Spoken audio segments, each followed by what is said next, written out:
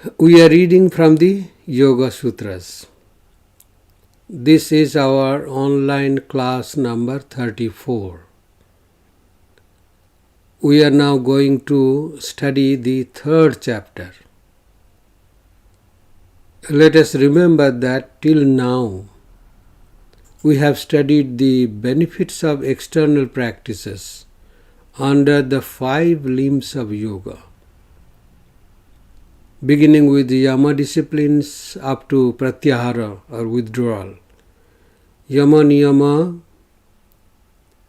then asana pranayama, and then pratyahara.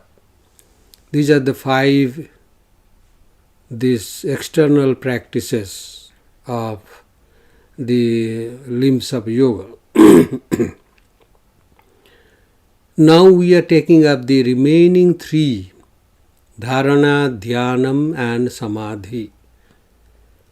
They are together called samyama.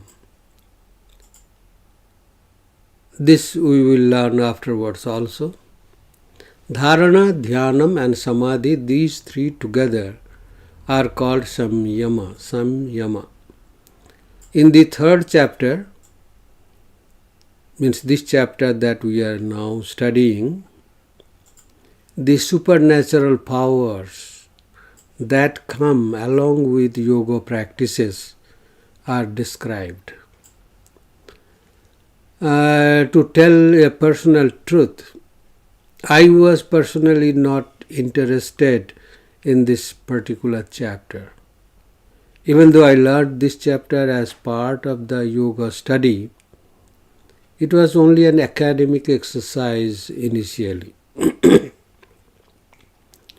Once a disciple of Swami Yatishwaranandaji, an illustrious monk of our order. So this disciple was an astrologer. So he asked his guru Yatishwaranandaji, Maharaj, can you show me your palm? Revered Maharaj asked, why do you want to read my palm? The astrologer devotee replied, I want to check how many stars and planets are influencing your life. Revered Maharaj smiled and said, you see, you don't need to do that. You are worried about how the stars and planets are influencing my life. But I know that I am under the protection of Sri Sri Thakur, Sri Sri Ramakrishna. All these stars and planets follow his bidding, his order to work. That is the real value of yogic powers. If you are following the path of God, you don't need to bother about the stars and planets and also about powers to control them and perform the so-called miracles. I was very satisfied with my understanding of the powers that the yoga practices offer. Then I read the story of Ram Tirtha or Rama Tirtha. He was a professor of mathematics and a contemporary of Swami Vivekananda. He had a meeting with Swami Vivekananda when Swamiji visited Lahore. This meeting changed the course of Ramatirtha's life.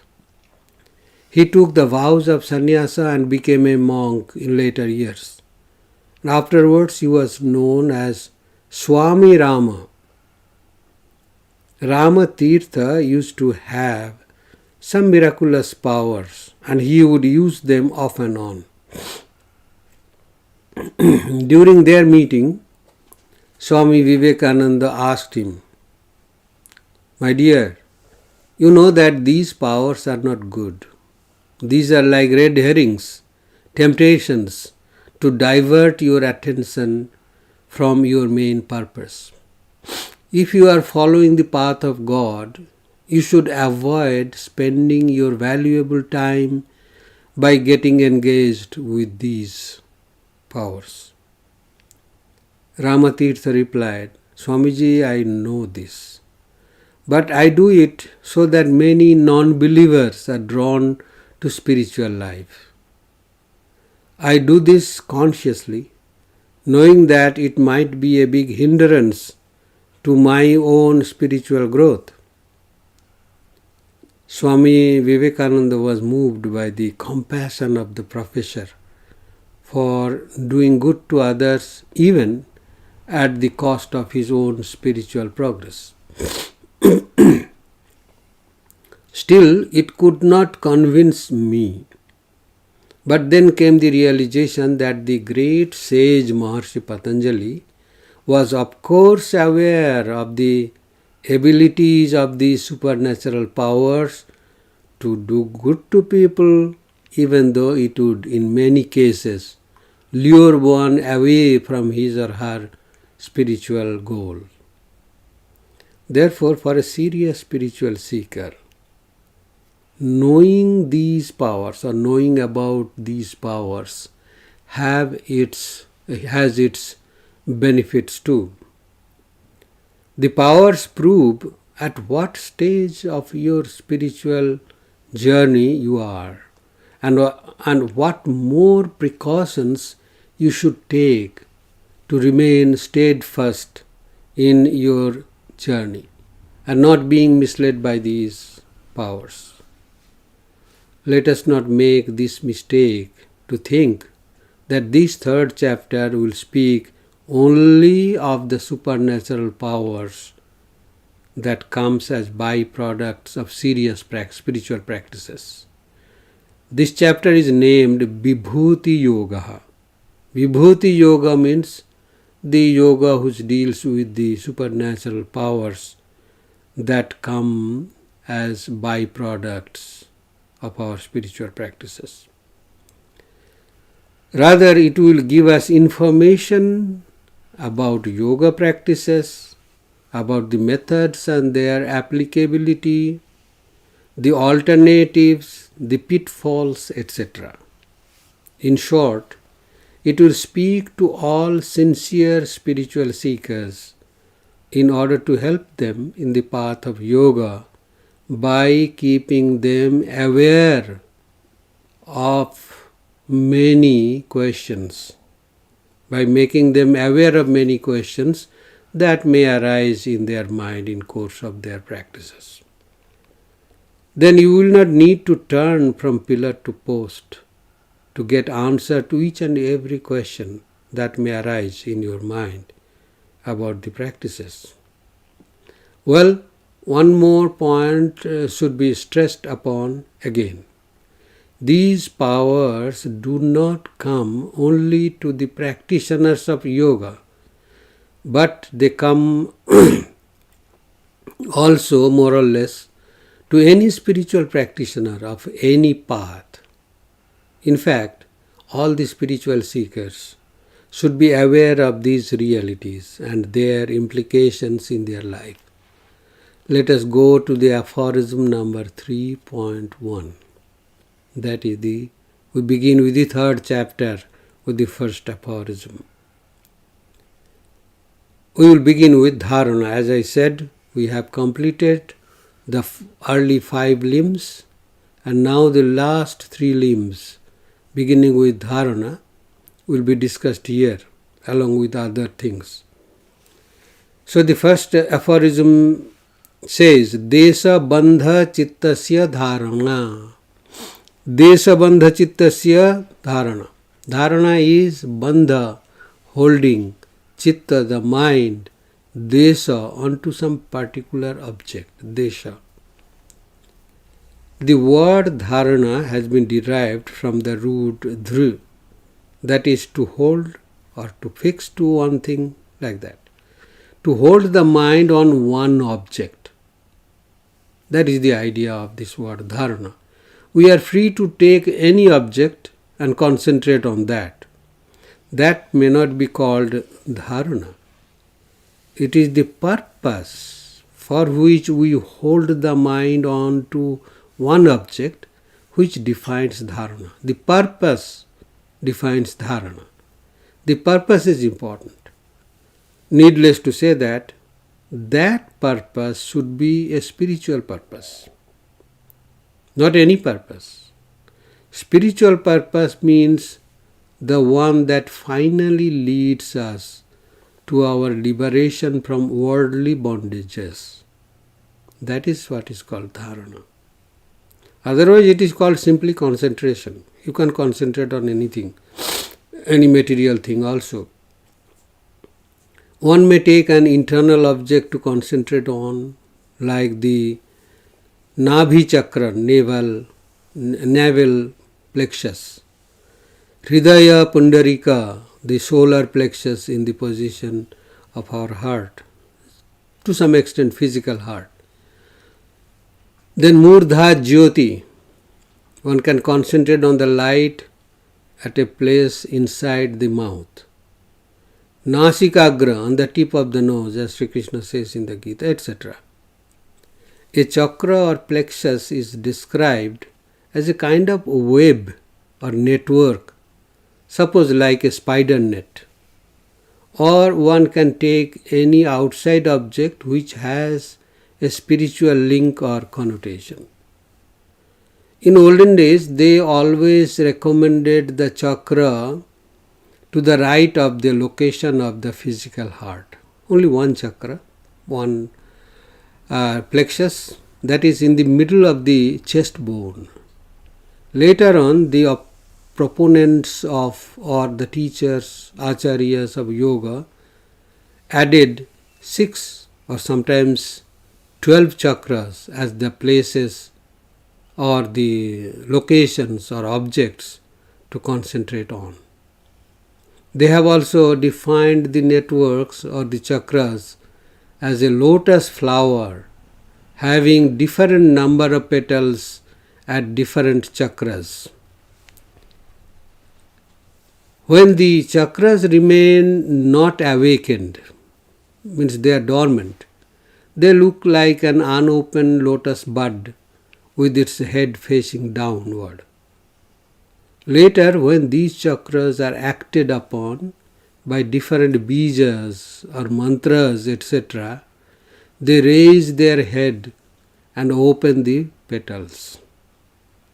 The outer line of the opened lotuses resembles the outer line of a network, a spider's net. That is how these plexuses are thought of. Dharana is of two kinds. One that is concerned with the knowledge of the goal, that is the Atman, and number 2, the other is concerned with two material objects like Nada, the sound, and Jyoti, the light. Meditation on sound or meditation on light. In simple terms, it is like that. So, now we take up the idea of Nada or sound. There are two types of Nada dharanas. Sound dharana. Ahata dhvani, a sound heard by anyone. Everyone hears this one. Ahata dhvani, any sound we can hear. And anahata dhvani, a sound heard by the yogis. These are very technical information. I will try to shorten them to give you an easily understandable idea about them. Suppose someone is interested in experiencing the anahata dhvani or nada, anahata nada. Anahata means a sound that is not heard by the eardrum, but experienced. Those who have tinnitus problem in their head, they know that the sound, what they hear, is not being produced outside. That sound is not heard like any other sound. That sound is experienced. On the other hand, yogis experience anahata dhvani or unstruck sound not as a disease like tinnitus, but by their own effort. They do not use their eardrums to hear that sound. The sound is called ahata dhvani that strikes our eardrum. Then the friction produces a sound which is then heard by us. Ahata means struck. Anahata means unstruck, not produced by friction. You go to an almost soundless place, silent place. Practice some pranayama. Then you will be able to hear sound arising from inside your own body. You may be hearing it at the place of your ears, but not from outside, from inside.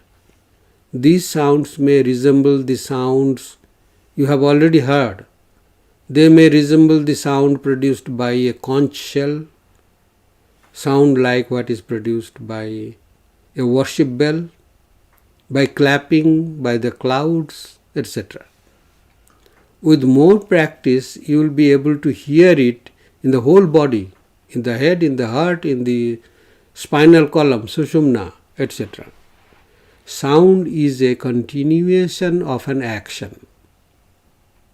It is heard at a certain place.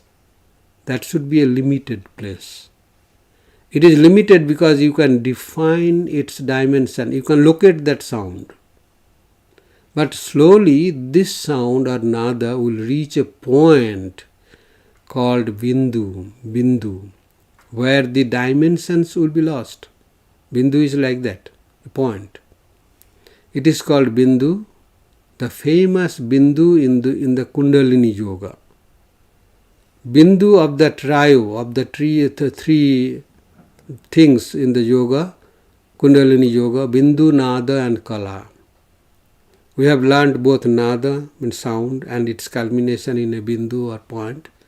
Just for the sake of curiosity, we may ask what is kala.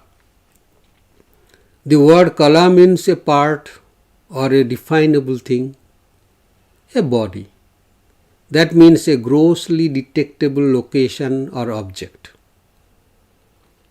God is beyond bindu, nada and kala. Bindu, nada, kala, tita, they say.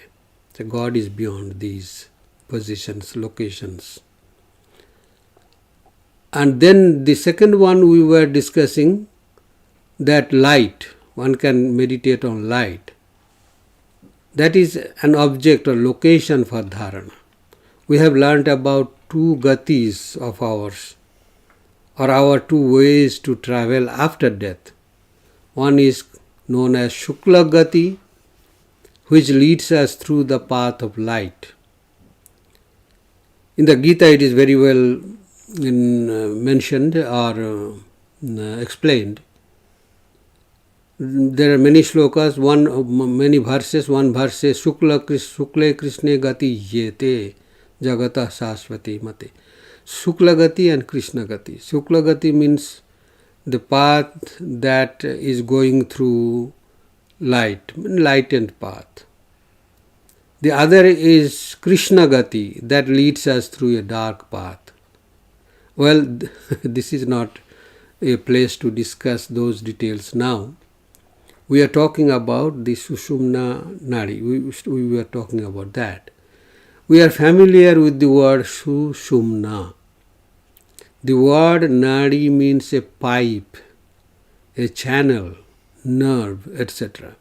There are three Nadis, Ida, Pingala and Sushumna.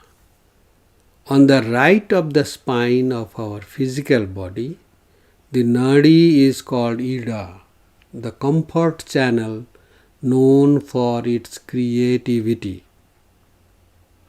And on the left, Pingala, the golden or solar channel known for its vitality.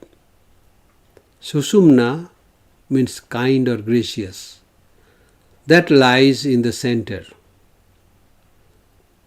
So Ida on the right side, Pingala on the left side, and Sushumna in the middle.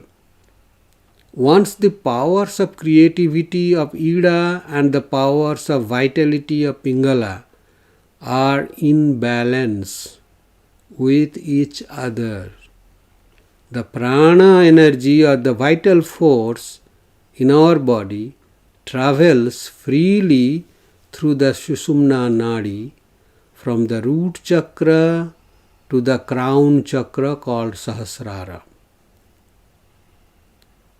This is called Kundalini awakening. Awakening of the Kundalini Shakti. We will come to that. Sushumna is a psychic channel discovered and propagated by yoga and also used by Tantra. It is widely known or imagined and also mostly misunderstood to be running through the middle of the physical spine. I say it is mostly misunderstood because Sushumna is not a physical entity or channel that runs through the physical spine. If we cut our spine crosswise, we will never find the nadis, nor we will be able to find the Kundalini power, the activated or awakened prana force or Kundalini starts traveling through different higher chakras when they are activated, when it is activated. At each chakra or location or position, it awakens the lotus bud. That is our mind or our psyche. Lotus bud means our mind or our psyche, which is opening up into progressively higher awareness of our own spiritual nature. At each higher chakra, one experiences higher thought and feeling. If your mind is progressively free from doubt and you have higher thoughts and feelings than those ordinary people have, then you are progressing in spiritual life. You don't need to be a yoga practitioner because these spiritual changes happen to any spiritual seeker of any path. Hatha Yoga teaches how to balance the two nadis, namely the Ida and Pingala. As we have already learned, Hatha means power, strength. So the concept of alternate nostril breathing, known as Nadi Shuddhi. Nadi Shuddhi. Nadi means Ida and Pingala nadis. That is designed to balance the side nadis by their purification by pranayama. Nadi Shuddhi. One pranayama is called Nadi Shuddhi. Breathing in and just breathing out. Then it teaches how to awaken the awareness or Kundalini through the Sushumna Nadi by the combined process of pranayama and meditation. So we will learn more about that slowly. So we will go to the second aphorism. It says, Tatra pratyaya ekatanata dhyanam. An unbroken dharana or flow of knowledge in that object of meditation is called dhyana. Swami Vivekananda explains it this way.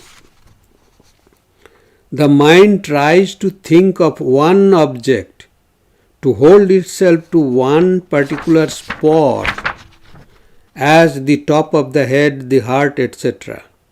And if the mind succeeds in receiving the sensations only through that part of the body and through no other part, that would be dharana.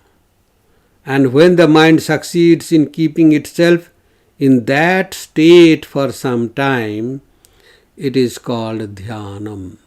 So dharana is connected with the place or location and dhyanam is connected with the state. Meditation. Dhyana means meditation, connected with our state of remaining in dharana. In this third chapter, we are looking into the powers that are gained from the practice of dhyanam. If you practice not only dhyanam, because this aphorism is dealing with the word dhyanam, or the limb dhyanam, that so we are saying like that. If you practice dhyanam or concentration and succeed to some extent, then you will see that you are able to concentrate on anything or any idea, anywhere, anytime. Swami Vivekananda has said that those who can cook well can be good monks. The meaning is that cooking or any such thing needs good concentration. Anything, whatever you do needs concentration. And if you have practiced dhyanam, you have gained control over the mind, and you can use this mature and trained mind in every work that you do, in every responsibility that you fulfill. Concentration is a thing that makes you a total person who has the whole mind together, not scattered. We forget things. We cannot complete a work from the beginning to the end. Our rooms, offices are reflections of not only an uncontrolled mind, but also a very short span of our attention. In psychology, it is called fluctuation of attention. If it fluctuates, it runs from one place to another place. I may be listening to you, but in between my mind wanders. Then I cannot grasp the whole information that you want to convey about a task and its responsibility that you are trying to assign to me. They say in such cases there is a simple remedy. One needs to practice concentration with one small thing, and then slowly develop total concentration. Just for an example, suppose you open a bottle of volatile or quickly evaporating liquid. You should remember to tightly put the cap back on top of the mouth of the bottle after its use. This should be a simple act, but most of the time our mind is not in the whole job. And most importantly, you leave behind a trail of a disorderly mind scattered all over. Unfortunately, such types of disorderliness cannot be praised as signs of our excellences. People can easily tell who worked here. After you have left, people can easily tell that you worked here. You become a cause of suffering for others, for yourself, for your reputation. And as a result, you are not taken very seriously, not very dependable. These are all things which happen in our life. This can be changed if we respect ourselves, if we grow self-respect, if we value our own selves. This type of a mind is called kshipta and mudha mind. A mind that is scattered all over the place and time, and also is clueless, that is mudha. So you need to improve on it. Just begin with such small things, one at a time. Tell your mind, well, I have taken out the bottle from this place of the rack. I have opened it to take some liquid from it. I have poured the liquid into a small bottle and then tightly closed the cap of the small bottle. Now I should not forget to tightly close the cap of the big container and then return it to its regular place. As simple as that. This whole process, not only pouring a little liquid into a small bottle, but the whole process, as I have told, is called yoga by Sri Krishna. He said, yoga karmasu kaushalam, dexterity in action,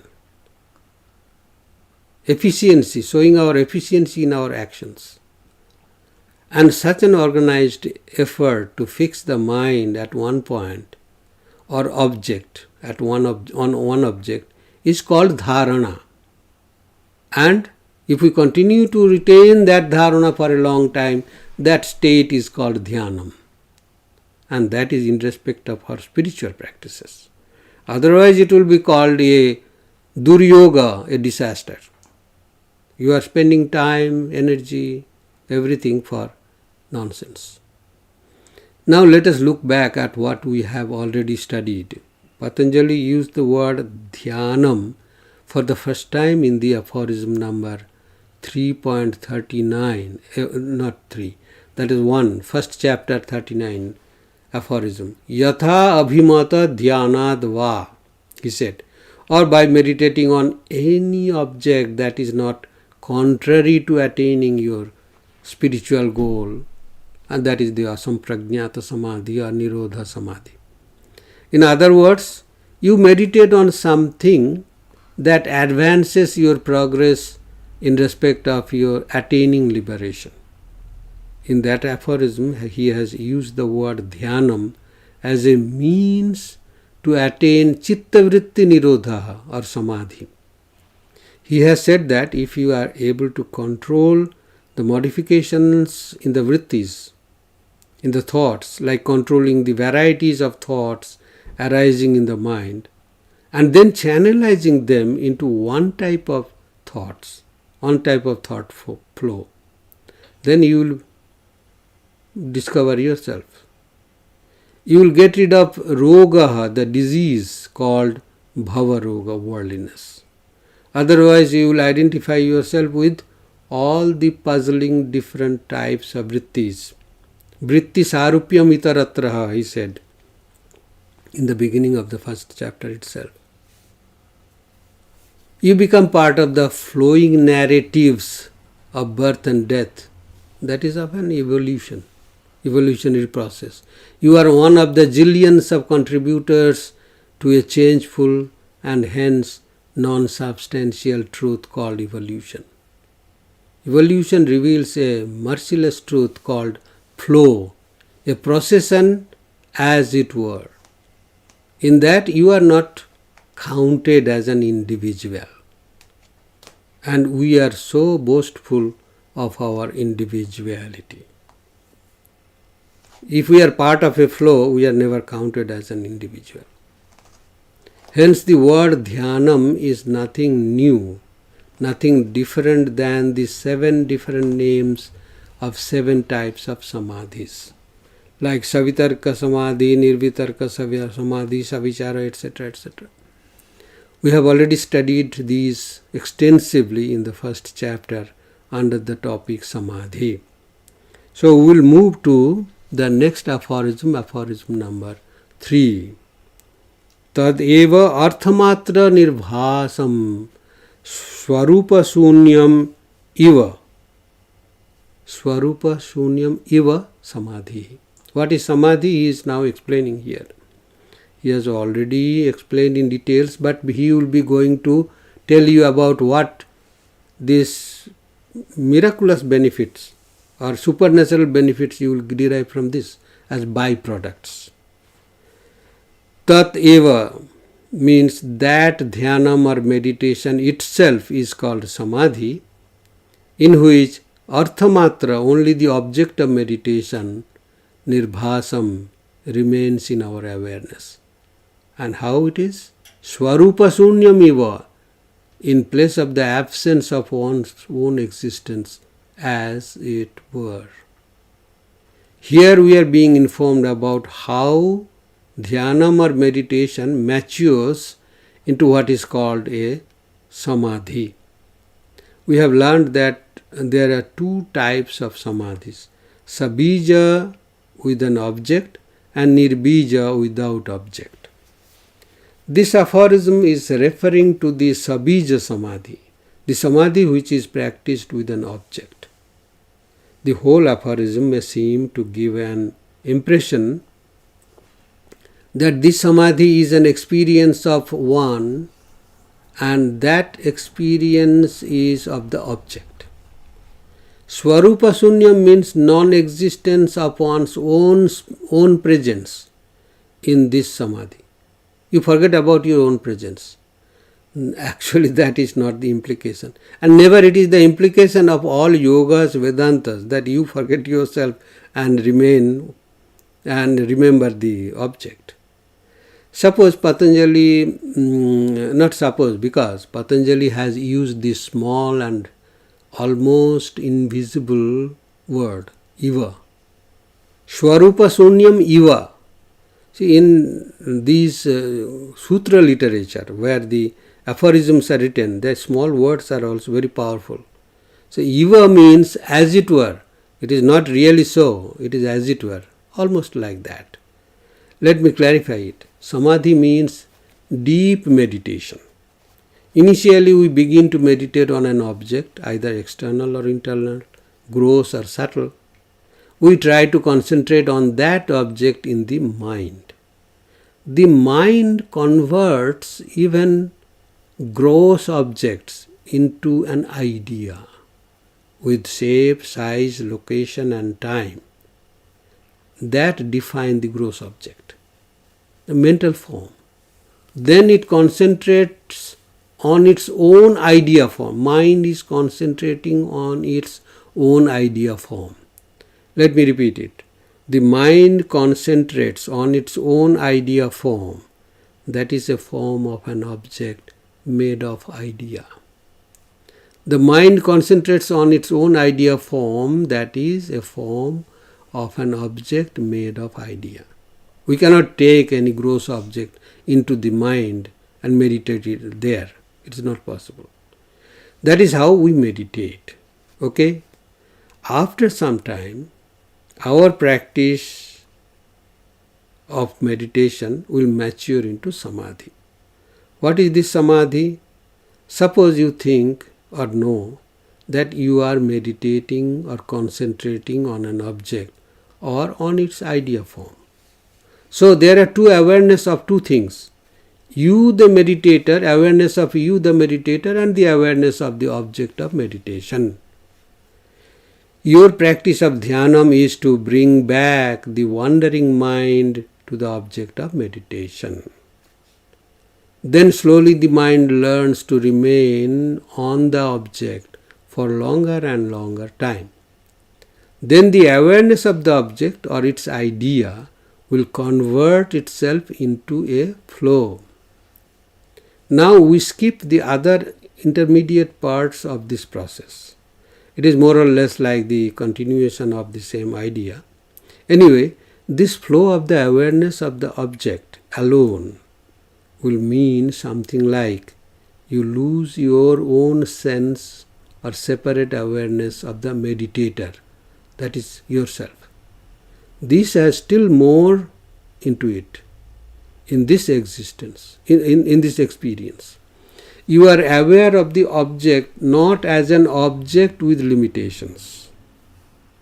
You lose yourself, you lose yourself means you lose your sense of time, space, shape and size about the object.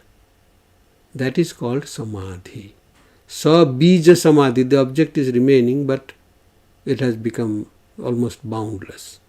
In this samadhi, the bija or the object remains in whatever form it may be, but it remains. You lose yourself in meditation. You lose yourself into your chosen spiritual ideal deity, suppose in Sri Ramakrishna. This is indicated by the expression Swarupa Shunyam, losing the awareness of one's own identity. Right? But we have to remember that the small word iva means as it were. You lose your own identity as it were, not really. Clear?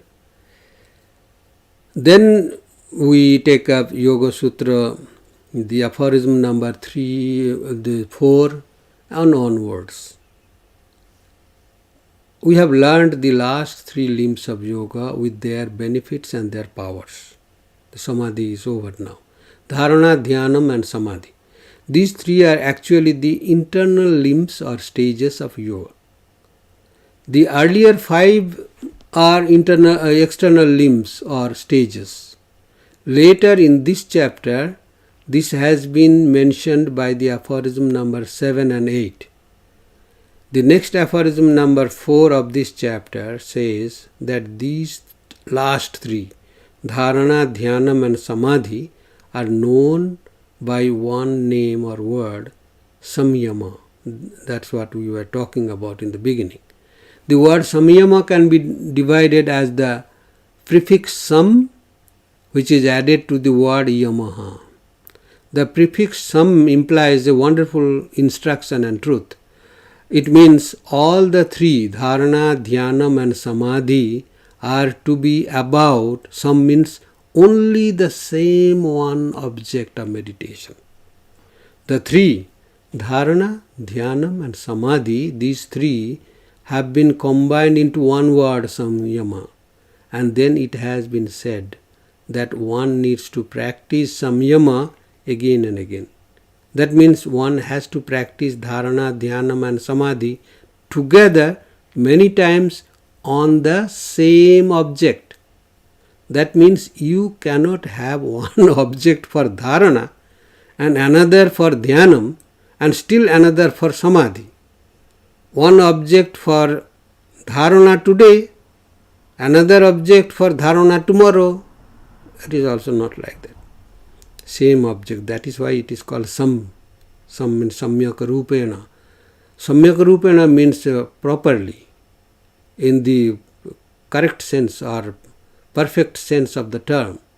So dharana, dhyanam and samadhi will be on one object at a time when you are practicing this. Clear?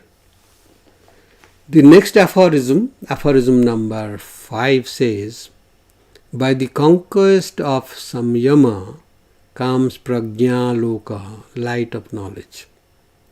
This we have learnt very elaborately in the first chapter itself, while dealing with the 6 different types of samadhis like savitarka, nirvitarka, etc. and the alternatives. Then Swami Vivekananda explains this aphorism this way.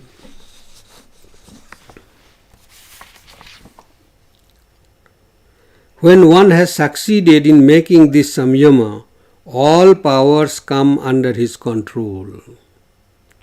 This is the great instrument of the yogi. The objects of knowledge are infinite, and they are divided into the gross, grosser, grossest, and the fine, finer, finest, and so on. This samyama should be first applied to gross things, and then you begin to get knowledge of this gross thing. Slowly, by stages. It should be brought to finer things. Here ends the quotation. This is explained further by the next aphorism, aphorism number 6. Tasya bhumishu vinyogaha, it says. Tasya means the samyama. Samyamaha vinyogaha is implied bhumishu, in stages. At every level of our progress, we go deeper and deeper into our understanding about our own separateness from matter, from our body also, from our mind also. For the general practitioners, this is the way. That is why Swami Vivekananda has said again, this is a note of warning not to attempt to go too fast. But those who follow the first alternative to yoga, that is Ishvara Pranidhana or surrender to God, their achievement of higher levels of yoga can be skipped. They can go directly to the last one. They can just attain their goal directly. That happens because God is the most powerful help, and He helps us to reach our spiritual goal. Sri Ramakrishna compared God's help like a steamer pulling many small boats along with it. We have already told that the first 5 limbs of yoga are external yoga and the later 3 are internal yoga. This has been told in the next aphorism number 7 and 8. And then we now go to, we are not reading those because they are very small aphorisms and they just say that much. Now we go to aphorism number 9. Vyuthana nirodha samskarayoho avibhava pradurvavo nirodhakshana chittanvayoho. Nirodha Parinamaha. I will first read out how Swami Vivekananda has explained this aphorism, then we will go into some other details. Swami Vivekananda writes, by the suppression of the disturbed impressions of the mind and by the rise of impressions of control, the mind which persists in that moment of control is said to attain the controlling modifications. So this is the gist of that. He goes still further about this, and that I am going to break into small parts so that we understand them properly. So let me split the whole process into small parts. As usual, I will use simple English words without compromising the meaning. Like for example, without saying justistisuma in Latin or cessation in English, I would use the word stopping. Okay, that will be easier to understand. We have learned that yoga means chitta vritti nirodha. That means nirodha means stopping, chitta vritti means modifications of the mind. Now a crucial question has to be dealt with. The second aphorism, Yoga Chitta Vritti Nirodha, has left a clue for this question. It has said that the chitta or mind has a nature of producing vrittis, thoughts. This is natural for the mind. Without this, mind is not mind at all. This is one thing we have to understand. Similarly, it is also natural for it that it can stop those thoughts. Nirodha is meant for that. So the word Nirodha is being used here, Nirodha Parinama. This current aphorism has indicated that Pradurbhavaha or appearance of thoughts and Abhibhava or stopping of the thoughts can be part of our samskaras or habits. Natural. They are known as Vyuthana Samskara, the habit of our thoughts appearing, and Nirodha Samskara, the habit of stopping the thoughts. Number 4. Now the question will be, if both can be part of the nature of the mind, then both will remain active equally. In that case, it will be impossible to increase the habit of stopping the thoughts. Very good question. So number 5, hence the aphorism is saying, no, that will not be the case. How? Now let us think it this way. There appears one vritti or thought at a time in the mind. You should use your willpower to continue with the thought that will stop all other thoughts which are contrary to your spiritual progress. That is the meaning of the process of Nirodha. The thought that stops all other thoughts is called a Nirodha vritti. Number 6. Our practice of this Nirodha vritti will create a samskara or habit of stopping other thoughts. That is the truth. This is a natural process of any practice. Either you want to have it or if you want to stop it. Any practice or in bringing about a change in any practice. This is the way. This way the Nirodha Samskara will grow. Number 7. Let us use an example from non-dual Vedanta to illustrate the workings in the mind leading to Samadhi. We have used the example of gold being converted into a chain or such other ornaments. A lump of gold is transformed into a chain. This potential is there in the gold. Which potential? The potential of gold itself to take the shape of a lump and also of any ornament. At the same time, when we melt the chain and get the gold, that potential of destroying the chain is also there in the gold. But goldness is there in the gold only. Swarnatvam Goldness is there in the gold only. Goldness is natural to gold, because goldness is not there in the lump or in the ornaments. The lump has lumpness, ornament has ornamentness. But the lump and the ornaments are there in the gold in potential form. To make it clearer, let me say it this way. The ornaments or the lump cannot be there without the goldness of the gold. But the goldness of the gold will be there even if the lumpness of the lump and ornamentness of the ornament exist no more. Clear? Similarly, appearance and disappearance of vrittis or thoughts in the mind are there in the mind potentially. The mind can be there without the vrittis also. Nirodha Parinama is like that. The result of our practicing, stopping the modifications of the mind is like that.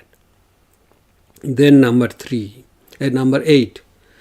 As long as you are able to stop the flow of thoughts other than the one that you are following, you stop other thoughts. So long there is a process of transformation in the mind going on. Let me repeat it once more.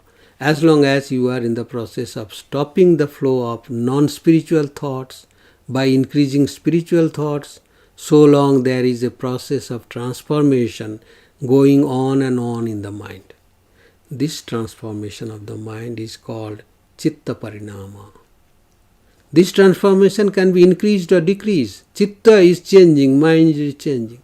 Hence it is proved that stopping the vrittis can be practiced into a habit. Nirodha Samskara. When the stopping habit is increased, we know that the habit of appearance of contrary thoughts is getting reduced. This is called Nirodha Parinama, the result of practicing cessation of our thoughts. So this is Nirodha Parinama. This will be discussed further in the later aphorisms. So today I think I should stop here because we don't have much time. I have to announce something. So I end my talk here today. I will chant Om once together. Om